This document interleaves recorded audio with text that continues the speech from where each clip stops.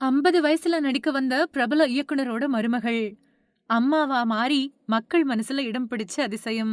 தமிழ் சினிமாவுல ஜாம்பவானா இன்னைக்கு நட்சத்திர அந்தஸ்து பெற்ற நடிகர்களா இருக்கக்கூடிய ரஜினி, கமல் மாதிரியான உச்சபட்ச நடிகர்களோட வளர்ச்சிக்கு முக்கியமான காரணமா இருந்து பல இயக்குனர்கள உருவாக்கி ஆசானா இருந்தவரு இயக்குனர் சிகரம் கே. பாலச்சந்தர். தமிழ் சினிமாவுல அவரோட பங்களிப்பு ஏராளம். ரொம்ப பெரிய இயக்குனரா இருந்தாலும் அவரோ இல்லனா அவரோட குடும்பத்தை சேர்ந்தவங்களோ சினிமாவுல நடிச்சதில்ல.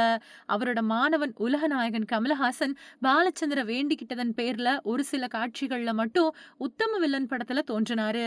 இப்போ அவருக்கு பின்னாடி அவரோட குடும்பத்துல இருந்து ஒருத்தங்க சினிமா துறையில நடிப்புல கலக்க களம் இறங்கியிருக்காங்க. அவங்க தான் பாலச்சந்தரோட மகன் கைலாசத்தோட மனைவி கீதா கைலாசம்.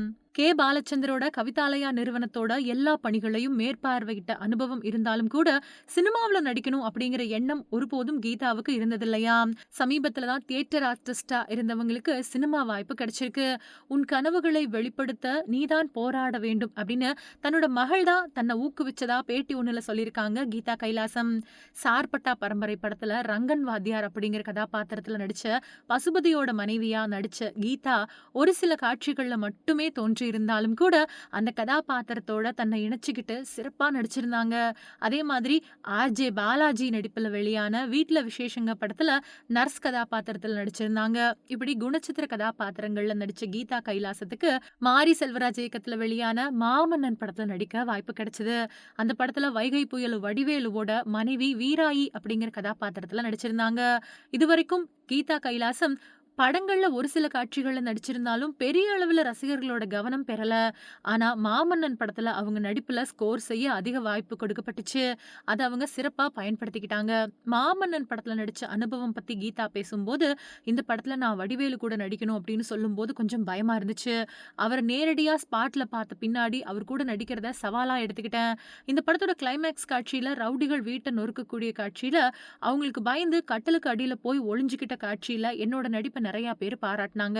இந்த படம் ரசிகர்கள் மத்தியில எனக்கு நல்ல ஒரு அடையாளத்தை பெற்றுக் கொடுத்துச்சு அப்படின்னு சொல்லியிருக்காங்க கீதா கைலாசம். எங்க அப்பா கதைகள், சிறுகதைகள் பலதையும் எழுதின எழுத்தாளர். அவரோட பால்ய நண்பர் தான் என்னோட மாமனார். சினிமா மேலேயும் ரொம்பவே ஆர்வம் கொண்டிருந்த எங்க அப்பா நான் சினிமாவுல நடிக்கணும் அப்படின்னு ஊக்கப்படுத்திக்கிட்டே இருப்பாரு. நடிகை ஆகணும் அப்படின்னு எனக்கும் ஆசை இருந்துச்சு.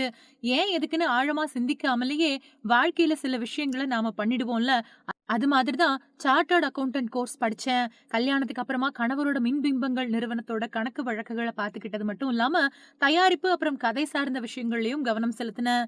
நடிக்க கூச்சப்படுற பெண் கலைஞர்கள் நிறைய பேரை ஊக்கப்படுத்தியிருக்கேன், நடிப்பு சொல்லி கொடுத்திருக்கேன். அந்த ஓட்டத்துல சினிமாவுல நடிக்கக்கூடிய என்னோட கனவை நான் மறந்துட்டேன். அது என்னோட குடும்பத்துல நிறைய பேருக்கு தெரியும். இருந்தாலும் எனக்கான குரலை நானே தானே எழுப்பணும். நடிக்கணும் அப்படிங்கிற என்னோட விருப்பத்தை குடும்பத்துல அழுத்தமா சொல்லி இருந்தா நிச்சயமா எங்க தயாரிப்பு ப்ராஜெக்டுகள்லயே கூட சிரமமே இல்லாம நடிச்சிருக்கலாம். ஆனா ஏனோ ஒரு தயக்கத்துல நானும் கடந்து போயிட்டேன். 2014ல என்னோட கணவர் தவறிட்டாரு. அவர் உடலை வீட்ல கிடத்தி வச்சிருந்தோம். அப்போ என்னோட பொண்ணு சொன்ன ஒரு விஷயம் என்ன ரொம்பவே பாதிச்சிருச்சு. என்னை விட என்னோட பையன் பெரிய ஜீனியஸ் அப்படின்னு என்னோட மாமனாரே பல தடவை சொல்லியிருக்காரு.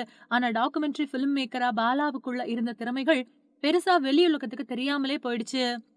அத மேற்கோள் காட்டி அப்பா தான் தன்னோட கனவுகளை முழுசா வெளிப்படுத்தாமலே போயிட்டாரு. அவரை மாதிரியே நீயும் இருந்துட போறியா? உன்னோட கனவுக்கு நீதான் போராடணும் அப்படின்னு அவ கேட்ட கேள்விகள் தூக்கத்துல இருந்த என்ன தட்டி எழுப்புனது மாதிரி என்ன திடுக்கிட வச்சது.